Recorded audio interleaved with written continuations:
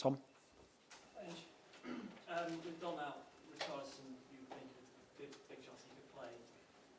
Everton last year, when he scored that twice, two goals at Everton, was perhaps the best we've seen of him. The game the other day, he had that chance right at the end. The image of you sort of slumped over afterwards, sort of summed up what Spurs fans were thinking. I suppose my question is, how do you get that consistency out of him? I know he's had injury problems. Yeah. Yeah, I mean, that is a big part. I mean, you talk about the Everton game last year, but that was kind of a spell of him playing really regularly. And even like, I thought last year, whenever he got a series of games, he just looked better and better and better. But then, invariably sort of an injury hit. So, I think that chance the other night, if he sort of had a full pre-season and played half a dozen games, he'd probably bury it because he's so good in the air. I remember last year, I think it was Sheffield United, second game, it's a very similar header he buried, but he'd had a pre-season with us. So that's the thing with Richie, just trying to get him fit. And obviously we've got to be a little bit careful with him because he hasn't played for quite a while. But I think I've said before, whenever he's been really fit and available, I've always chosen him because he's a handful for oppositions. He's a real physical presence in the box. He's a good finisher. He works hard for the team. But hopefully now getting Dom in, the whole idea was that we can sort of share that workload and not sort of be so reliant on one player. But, I think, he's still at a good age, Richie, where, he can still play some fantastic football for us, and we just got to make sure we sort of keep him fit and manage his workload so we get the best out of him.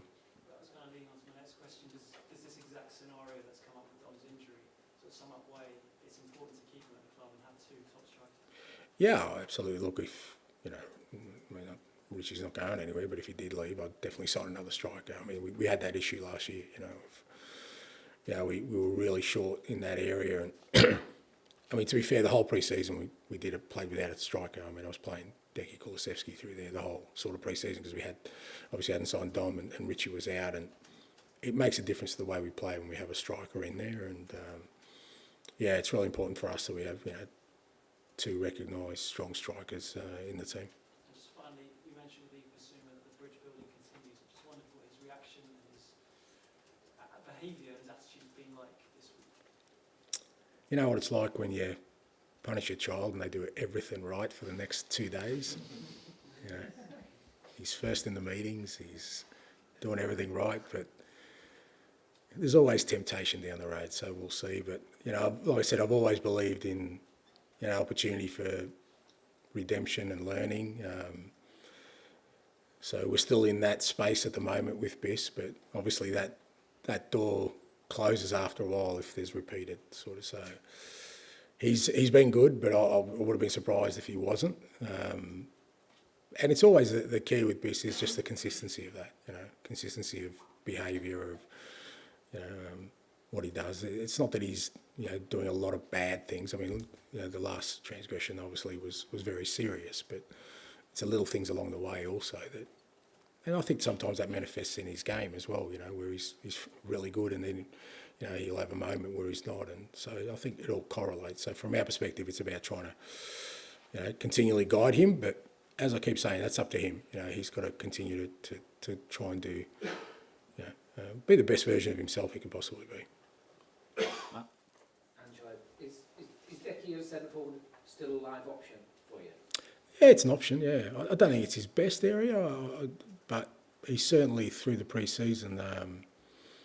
And even, we used him, I think, a couple of games at the back end of last year. Might have been, at least one game we used him there. And look, he's such a hard worker. He runs the line really well. He can link up with sort of, the rest of the team in the build-up, where I think he can do a job for us there, but I don't think that's his best position. Well, what can you say to us more about Dom? I suppose every striker comes in and wants to score a goal when they make a big move like that, but it's a big blur. Yeah, it is, but every story is written differently, mate. They're not all just fairy tales where you come, you make your debut and score a hat-trick. He was very good for us last week, and I guess we're just as disappointed because it's really exciting, to see that he's going to fit in really well with what we're doing. I've got no doubt about that. It's just a small hiccup, mate. He misses a game or two, and we've got, like I said, it's game one of 50 plus games. He'll have plenty of opportunities to you know, recover from that. Yeah, for me, the exciting bit was just watching him in our team last week. I can see he's going to be a really good fit. Paul? Hi, you mentioned that Ricardo hasn't played a lot of football recently. Is he fit to start this game if you need him to play there?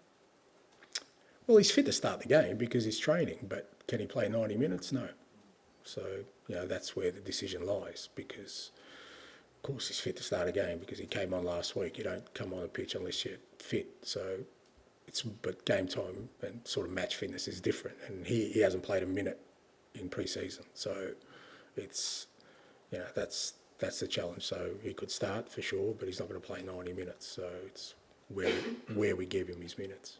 Was there interest in him this summer? You thought another striker in, so it'd become normal for clubs maybe to nibble? Don't know, mate. They don't come to me if they've got interest. They go to other people. But you said he's not going anywhere, so you want Well, him to stay, and he's... Yeah, he's not one that, you know, we were kind of looking to move on, not from my perspective anyway. But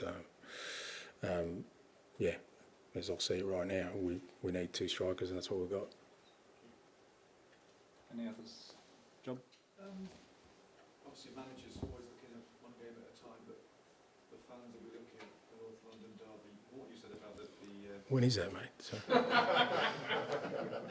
what you said about the international break. Yeah. Dom Solanke should be fit for that. Oh, okay, okay. All right. Fair enough. That's all right. Yeah. No, look, it's not serious enough to keep him out for 5 weeks. No.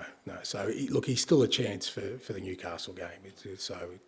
That's kind of the extent of it. It just depends how quickly he recovers.